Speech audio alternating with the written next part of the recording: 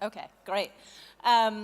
So we put this panel together because I was a founder once, and it was always hard to know who were the right investors to pitch, when was the right time to pitch them, how to pitch them, what they were actually looking at, what their investment thesis was. So we put together this panel of a really amazing group of investors in Europe who invest in different verticals, in different stages of the entrepreneurial journey, and we thought we'd get their take on best practices around investing. So I'm going to have them quickly introduce themselves, and then we're going to kind of go into some of their recommendations. So first of all. Yes. All right. I thought it was on. No. There you go. Okay. Now it's on. All right. So my name is Riku, Asikainen, entrepreneur, angel investor from Helsinki. I have done, I think, 48 investments in 48 different companies. Currently have 18 companies in my portfolio. Like to go quite early, probably lead the deal on an angel round in companies around Helsinki. So they can be in Nordics or in Baltics. But yeah, that's what I do. I'm Tanya Marvin-Horowitz. I'm a partner in Butterfly Ventures, which is here located in Helsinki, but also Oulu. I'm actually based in Stockholm because as of the third fund for Butterfly, we are expanding now into the Nordics. We are a pre-seed fund, and we do invest in what we would call deep tech, inclusive of hardware and software. We get in pretty early, and so, you know, it's one of those things we'll talk a little bit later today about, but you know how the differences is between co-investors and investing in very, very early stage. Hi all, I'm Sara Resvik. I invest for a VC fund based in Stockholm called Industrifonden. We invest in late seed and Series A rounds. So we're actually sitting in some kind of later stage placement here, so you can see who's the earliest and who's the latest investor. We are a fund of 500 million euros and yeah, like to lead rounds in early stage tech companies. Hello, I'm a partner at Ventech, a pan-European tech fund. I'm based in Paris, but we are investing in tech companies in Series A. We are a Series A investor, investing in companies out of 3 offices, Paris, Helsinki for the Nordics, and Munich for Germany. And we also have a fund in China, investing locally. So we like tech companies, making tickets, investing tickets between 2 million euro up to 5 million euro as first investment, and then being able to follow on the next round. Okay, Claire, let's start with you. So what do you look for in founders particularly at that Series A? So not the metrics, but what are the personality traits, the characteristics, and the founders? So what we like founders, Series A investor. Glad you like founders. That's yes, good. Exactly. We're in the right business. We like people who can explain very quickly their ambition, their vision, their value proposition, and who have a goal to create a global player. So being located in different locations, we really want to help them to grow their business internationally. Great. Sara? Yeah, I look a lot after the ambition and drive to build something really, really big. I meet a lot of founders that I think they can build a really nice company out of this, but in order for us to get the returns back that we have to have in order to get the fund moving as we want it to move, we have to invest in the really large companies. So that's what I look for. So we're obviously a little bit earlier stage than these 2 wonderful ladies, but you know, we sometimes have to take a lot of technology risk, a lot of execution risk. So the founders are probably the key people that we look at alongside the technology that they're bringing forth. It needs to be globally be able to be scalable. in particular to the U.S. market, which is, of course, where I'm from, even though I hail now in Stockholm. That's the technology. What is it that you look for in a founder? Well, the founder is got to have execution, and they have to have a background in the technology. That's where I was kind of going with that. From a perspective of being able to execute from a global perspective. But also, I think it's very, very important at such an early stage to have a really good vision, not just myopic in terms of one country. It needs to be a globally scalable. Awesome. And Riku? Yes, so maybe the difference, there's other differences between us here, but one difference between institutional investor and an angel investor is that I don't have to invest. So I'm, it's my money, so, I have to like the deal. It's not about, making money only. So I'm not saying that if you're working with only something, founders that you like. Yeah, but that's it. If I don't like them, I don't invest. Okay, so make a personal connection with business them, angels. So it's easy to. Yeah, I'd say for myself, so I didn't really give a background. I run Techstars in New York, and I also have my own sidecar fund called the Eclectic15, which is a pre-seed fund. For me, I think it's, I need to see there's something a little crazy about the founder. Like, they are going to do this whether I'm going to give them a check or not, and they don't really give a damn. So sometimes that manifests in founders that have a little bit of an edge. But I agree with you, Riku, that you have to have a personal connection with me. I need to feel like I can help you, and that's kind of what I look for. So let's switch to metrics, right? Because there's obviously really different metrics that you're looking at if you're a pre-seed or if you're a Series A, if you're post-seed, if you're a business angel. So how about, Tanya, we start with you. What are some of the metrics in hard tech that you're looking at? 'Cause sometimes those are hard to quantify. Yeah, they are. I mean, especially when you've got a piece of IP or hardware in particular, and you're trying to prove that out. There really are no metrics when you're first coming out of the university, for instance, because you're sitting there with a prototype. So we have to make a business case internally. The founders then, of course, have to help us with that business case. Then we have to look at, obviously, the market and the size of that market and how we think that particular piece of technology can fit within that market. And then I'm an ex-M&A banker, so I'm always looking at the exit. So, what is it then are we seeing down the road, of course? You did mention a prototype. Do you need a prototype to make an investment?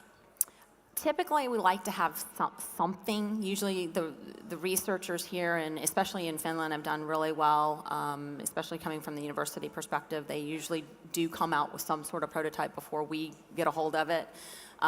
We like to see preferably some commercial interest.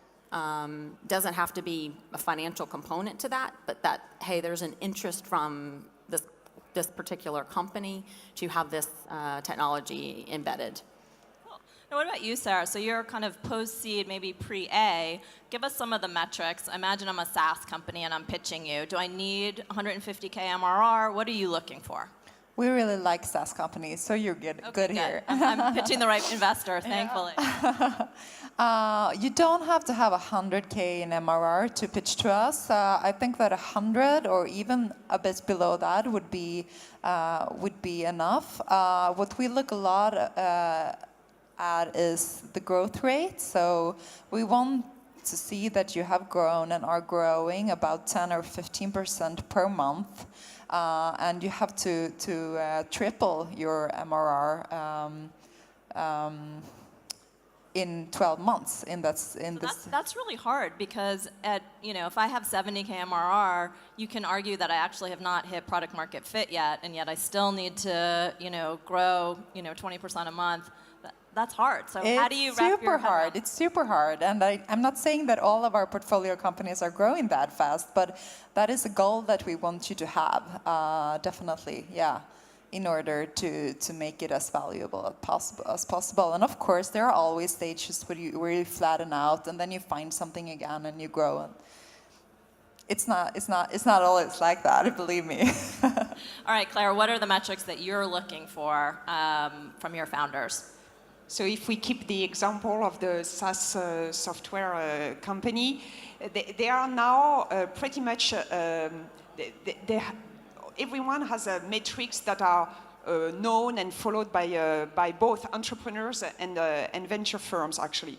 So I would say that for us, for a company that comes in a Series A, willing to raise around 5 million euro, it will be, so this monthly recurring revenue, so the license revenue that your company is generating, yes, around 100k euro per month, plus or minus 20%, but that's where they are, and the growth obviously is important. But the second thing in terms of metrics, which is important for us, is also the size of the round that you are structuring, so the cash that you are going to need to reach the next significant milestone. Because the same way we are looking at some minimum monthly recurring revenue when we look at companies, we always think about the next step and saying, okay, we are Series A, what do you need to achieve to raise a Series B? And how much money do you need to reach this milestone? So that's something that is very important for us as well. Okay, great. So recurring revenue, MRR, prototypes. So that means I just need to pitch you with an idea on a napkin if you're an angel? Of course. What yes. do I need? So maybe unit economies is what I would look at. So instead of having 100,000 monthly recurring, that the unit economies work, that actually you can produce the product with significantly cheaper than what you are selling it for. And in SaaS case, it's of course about the sales cost. So that's what I would like to look. So I can be pre-revenue, but I need a model that makes sense. Yeah, at least the pre-revenue is about there, but probably I would like to have some revenue. But even more, and maybe I'm getting older and older on this, but I would really like to see some kind of a purpose on a company. That I have seen a lot of SaaS companies, and I'm a little bit kind of feeling that I'm seeing maybe too many of them now. So if you're just coming up with the SaaS, we are getting, businesses are going to benefit from this. It's okay, but I know that it's going to take 12 years for us to make this succeed. So would I like to do that? Maybe some purpose would make me think faster. Okay, great. So one thing that's always confusing to founders is, identifying which investors are right for them at that stage, because oftentimes they'll look on Crunchbase or they'll look online and they'll say, oh, here's a Series A investor, but they've done a seed deal, so I should go pitch them my seed deal. So I'd love to kind of demystify a little bit on how we see our portfolios, what the exceptions are, and maybe give actually some examples. So let's start with you, Claire, on a time in your portfolio where maybe a company didn't have those metrics, but you invested in them anyway, and how you want entrepreneurs to think about that. So yes, as a Series A, we always say that we need some revenue, we need some market traction. And in fact, we have invested, we still have this company in our portfolio, in a company in marketplace for second-hand luxury items called Vestiaire Collective. So they are the eBay dedicated on fashion, high-end and luxury brands. Well, at that stage, when they came to pitch us, they were doing, I don't know, they had launched their website 2 months before they came to us. So it was really not, they didn't have the metrics that would have caught our attention. But then, and that's why I think when you're a Series A investor, it's also the team. I agree with you, Riku, that the team is very important.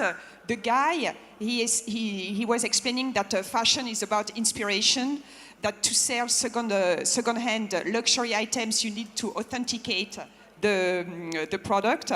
And the third part was it was a community business that women usually compare to each other, and he wanted to build a platform that was based on those 3 pillars. And I said, well, I truly believe in this model, and today they are a global player in different countries and also starting in Asia. So that's the type of thing. Yes, metrics. We set standards to say to the entrepreneurs, when you come to pitch us, we want to show some proof of concept, some minimum revenues. But then sometimes, if we know the field, if we again something important that was an entrepreneur that we knew from a different connection. So yes, we change our mind. So let me ask you a question with that example. Did you know the founder previously, work with them, or was it a second-time founder? Yes, we knew the founder, but that was the first. Actually, no, that was the second time. He had failed in his previous company, and we discussed that. But we were not investor, and that was the second time. Okay, so something to note. Sometimes, if you're a second-time founder, you have a good chance of getting one of those exceptions. Maybe a first-time founder could be harder. How about you, Sara? So I think this business is a lot about personal relationships. And by saying that, I mean, check it out on our homepage. What's my interest? What have I been invested in earlier? What kind of companies have I started before, so forth? Because I could make an exception for you if I really, really, really like the thing you're doing. And by then, you don't have to have all the metrics in place. You don't have to have the revenues that we normally look for. And in our investment team, we have partners that have just, dragged through investments because they really like it. And that's how it works. We're only humans, So I agree with everything, actually, that you all have said. I mean, and relationships are very, very important, by the way. The one exception in our current portfolio, we've made nine investments so far since 2015. I'm sorry, since January of 2000 last year. And the one, I mentioned deep tech. The one company I'm going to mention to you now is not deep tech. It does have a piece of hardware, a piece of software, but it is nowhere close to being deep tech. It's a scalable solution for digital signage within venues such as bars and restaurants for data collection. And what sold us on that is their vision for, they were already in several bars and restaurants in Sweden and in Turkey. Their business model and their team were top-notch. I was referred by somebody that I was very trusted towards. So that goes a long way. And so a passion and a purpose, right? I made one phone call to some people I knew in the United States in the bar business. You ever seen anything like this? Nope. Would love to have it. Okay. And so we made, I would say it's not that we made an exception. It definitely fits our focus, but it's not deep tech. That's a great example. And how about you, Riku? I don't make any exceptions. I never make. They're all exceptions. No, but I don't have any rules, so that's it's easy, so I can break them. But I think it's good to understand that if you are an entrepreneur and you are obviously very excited, like I am, about my things, and then you pitch to somebody that you have to understand. I see about 1,000 companies every year, so obviously not very briefly some of them, but you have to understand I invest in 2.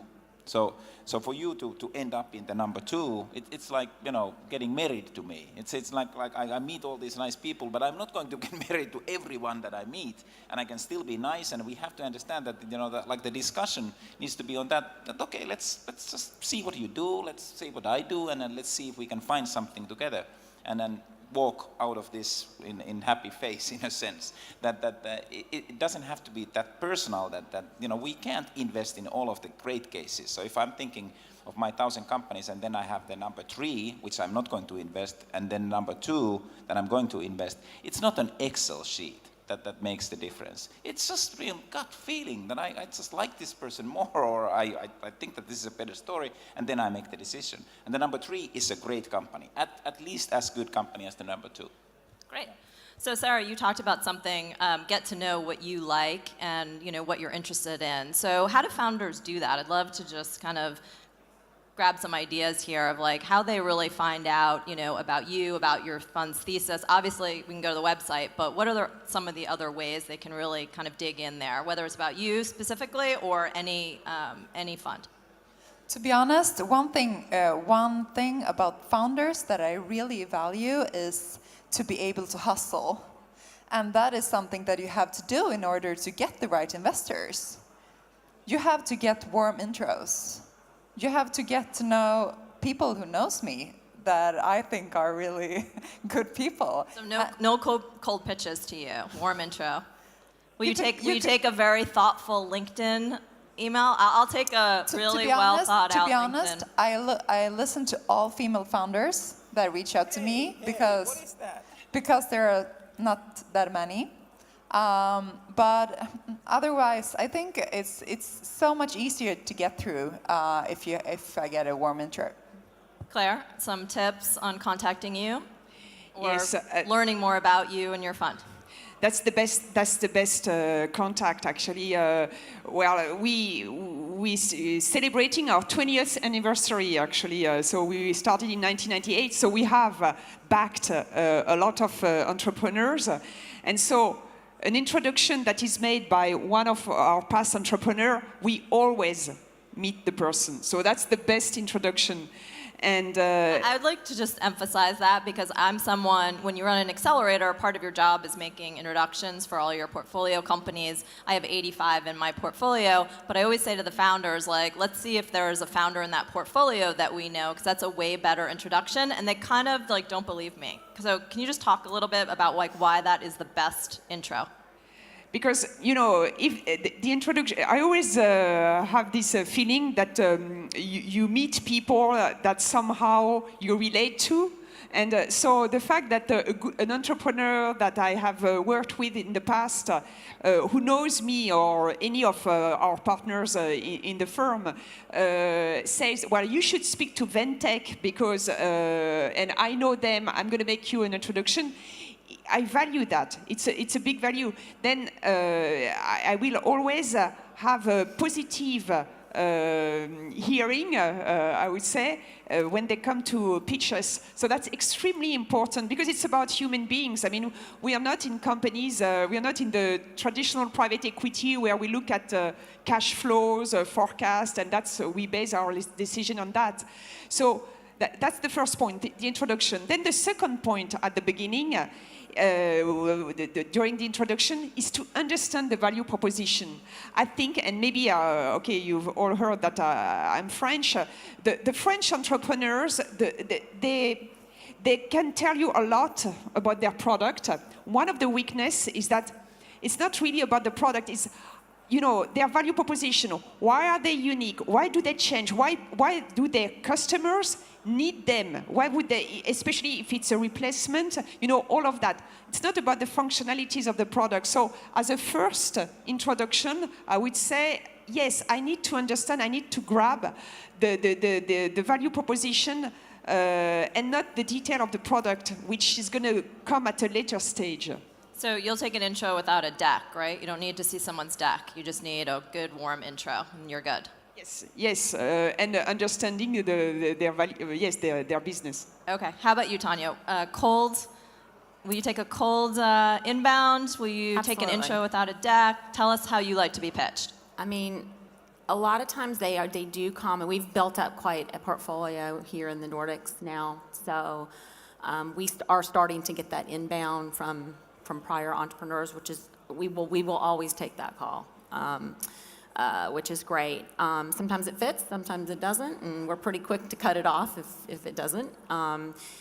How they learn, you know, what I would suggest is obviously, you know, learning about our past portfolio companies, I think is really important for whatever entrepreneur comes to us, because if someone comes to me with a SaaS software company, the likelihood is probably absolutely not that I'm going to look at your company, because if you look back over our portfolio, we rarely have anything in that's related to SaaS. I also think that it's very important to see whatever investor you go to, what is it that they can bring to you? What value add does the investor bring to you? We have deep tech understanding and competence, but also a wide network across the world for corporates, for instance, and being able to help those entrepreneurs. Now, if somebody comes to you with a SaaS company, as many do, and I'm like, look, I can't help you from an investment perspective, However, I'm happy to make an introduction to so-and-so and so-and-so. I'm happy to do that. I don't just cut them off and send them on their way. Great. How about you? So you're part of a business angel group. What's the process for applying? Do you have to apply online? Can we just, call you directly? How does it work? Yes, people obviously call me directly. It's difficult to try to cut those off, so it's that's an issue. But of course, that's one of the good reasons to be in a business angel group, that we actually have a deal flow manager, and then I can just refer, send a reference to that, and then please apply, and then that's great for everybody.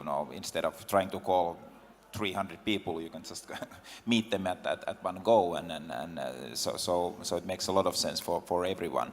I think that the whole idea of approaching people, it is obviously an issue, but if you're an entrepreneur, you have problems. One of the problems is resources in funding, and then as an entrepreneur, if you're a great entrepreneur, you solve that problem, and then if you don't solve it, then you are not a great entrepreneur. You have other problems as well. You have HR and you have technology problems, and then you need to solve those as well. Some people are better in other sides of the business than others. So I don't know if I really like my entrepreneurs to be really good in fundraising. I don't mind them being bad in fundraising if they are good in everything else. But some of them are really good in fundraising. That's interesting because many investors will say that the CEO's role is to provide vision and to keep the company capitalized. So you're saying that half of that is not really true for you. No, we have seen, this is not like a theater act. I'm not buying an actress here. I like to have entrepreneur that is really committed to the cause and the idea and is going to do it no matter what, that they are going to just do this thing, and then maybe I can support, I don't find that the kind of, it doesn't go the other way around. I know that there are great, consultants that can do marvels with 500 million, and that's great as well, but that's not my business. Like that, then you need to have somebody else who is going to give that 500 million. I only have half of it. So, no, that was a joke.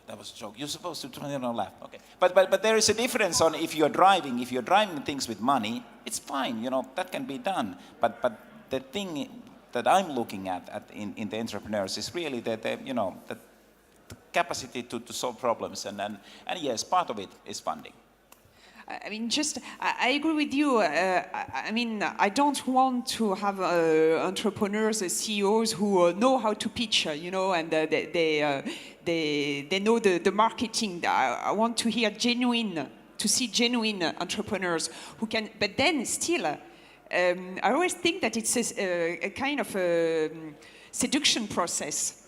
The same way they're going to have to... She's French. I needed to say that. But the same way they have to seduce us as investors, same way with their customers, same thing with the corporates at the exit stage. Yes, you need to catch the attention of the people you're talking to. All right, so we only have a few seconds left. Just want to go down the aisle here. What are the things you're most excited about investing in this next year? Verticals, areas. In areas? Yeah. Right now, it's all about artificial intelligence. All right, AI. Agree. Also, cybersecurity is super interesting, I think. So we have 3 buckets, IoT, hardware, of course, and AI, human-computer interaction. I think it's something between the existing markets. It's something that is cross-pollinating between those markets. Okay, great. Well, right on time. Thank you guys so much. Hope this was helpful, and reach out to these folks.